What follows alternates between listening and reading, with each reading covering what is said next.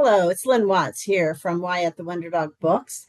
And today I want to talk about the power of storytelling and how that can be used with children to help them learn lots of different skills, be problem solvers. There's just children, all of us really, but children especially, learn best through story. And this is a great way to help children learn, develop, learn different characteristics, how to handle their emotion. I mean, anything you're trying to teach a child, you can find in a story. So let me just say, first of all, that is why I started writing the Why at the Wonder Dog stories. When I was a school counselor in an elementary school for 20 years, I almost always began the lessons, especially with the younger children, with a book and with a story that taught the concept or the lesson that I wanted to teach during that time. So the reason I started writing the Wyatt stories with it, there were a number of concepts that I had trouble finding books that actually taught those lessons, especially in a way that I wanted the end result to come out. So let me just go through in this video some of the ways that storytelling has such a powerful impact on students.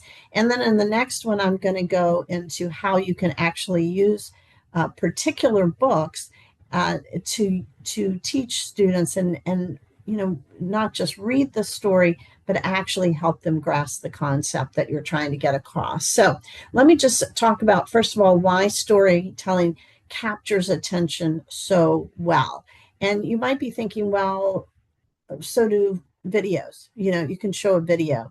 I think that books still have certain qualities that you're not going to find in videos. Now, certainly you could probably argue with me, yeah, but videos have certain qualities you're not going to find in a book. And that's probably true as well. But since I'm talking about books, let me just say that, first of all, in many ways, we've replaced books with movies. And there are many people nowadays who just don't read. I know one time I was at the post office mailing out some books to someone, and the postal worker said to me when I said, this is media mail, I want to send it out like that. And they said, do people really read anymore? And that has been kind of a problem. But what we're finding is that books still provide something that movies don't. Just as we're finding out that this whole idea of writing using a pen and putting it to paper is in many ways a better way to learn than typing on a computer. And there's research that shows that physical manipulation helps us get those facts into our brain.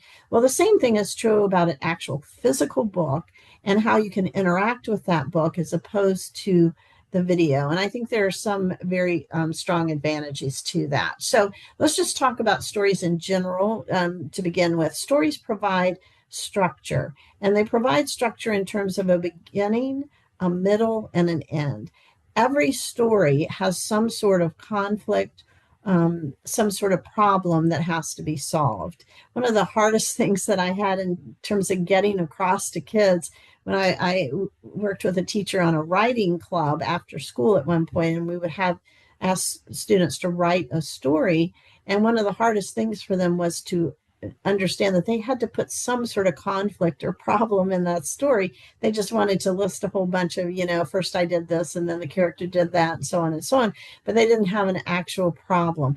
A story has a beginning where the problem or the conflict starts. It has a middle where the character is struggling and working through that problem, and then it has an end. That's a great concept to teach to kids for a lot of reasons. One is it helps us to look at how problems happen, what's going on, so that there's a preventive part to it.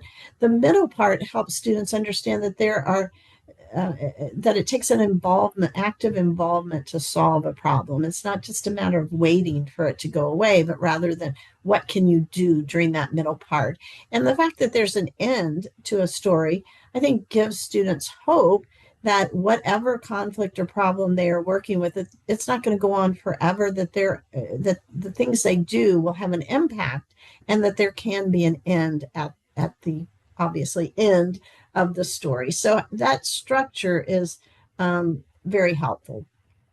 Characters in a story give students someone to relate to. And I think some of the beauty of a book is that you can put your own understanding or attributes on a character in a book, helping you to identify with them. Now, you could do some of that also by watching a movie, but a visual image in a movie is going to be much more definitive. Whereas a book, you can imply things, you can add things, you can even imagine that the character looks like you. If there's no, pictures in the book, you're just reading a story. So it's much easier to identify, I guess I would say, with a character and a particular problem that they might have. If you've ever watched a movie after you've read a book and said, that's not at all like the book was better. A lot of times that's because we identify with the book and the problem, whereas the movie kind of took it or provided a different image or perspective than what we gave to it. So the characters in the book give students something to relate to. The conflict or problem, of course, is a key part of any story, and that keeps a student engaged. And anytime you're reading a book, you want to know how it turns out. How are they going to solve this problem? How is the good guy going to win and the villain come to an end of some sort? So conflict keeps us engaged, and it can also give us hope. And then finally, stories, books model problem solving. So one of the huge advantages of a story is that it teaches kids how to handle, how to solve a problem, how to react to a problem, things they can do, things they shouldn't do. All of this is very important part of storytelling. I think books can help students a lot with emotional development. It helps them recognize emotions without themselves having to either feel those emotions or maybe not have to share or feel exposed about those emotions. So they can learn a lot from a character who perhaps has the same feelings that they do, but they don't have to, like open up their heart to that particular situation. They can learn from how that character works through that. So that's important. They can see that others experience similar challenges that they do. We know that anytime you have a problem, one of the hardest things is feeling like you're all alone. Nobody else feels that way. We can learn through books that that's not the case. It helps students also to practice empathy and to change their perspective by looking at how other characters do that and really kind of opening up their eyes to what is available to them so that they don't have to always look at something the way perhaps they were taught to do or something they gathered from their experience, but rather that there are other perspectives that they could perhaps use.